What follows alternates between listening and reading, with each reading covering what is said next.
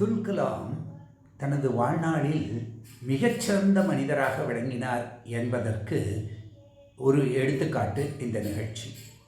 ஒரு முறை ஊட்டி தமிழ்நாட்டில் உள்ள உதகமண்டலத்தில் ஒரு மிலிட்ரி கேம்பிற்காக அப்துல் கலாம் தான் ஜனாதிபதியாக பிரசிடென்ட் ஆஃப் இந்தியாவாக இருக்கும்போது சென்றார். அங்கே நமது பாரதத்தினுடைய தலை சிறந்த இராணுவ தளபதியான ஃபீல்டு மார்ஷல் மானக்ஷா அவர்கள் தங்கியிருந்தார். அவர் உடல்நலக்குறைவாய் ஆஸ்பத்திரியில் இருப்பதை கேட்டறிந்த அப்துல் கலாம் அங்கே சென்றார். அவரை பார்த்து நலம் விசாரிக்கும் பொழுது மானக்ஷாவிற்கு ஏதாவது தேவையா என்றார். நாட்டின் உயரிய குடிமகனுக்கு நான் எழுந்து மரியாதை செலுத்த முடியவில்லையே என்ற ஒரு கவலை தான் எனக்கு, வேறு எந்த குறையும் இல்லை என்றார்.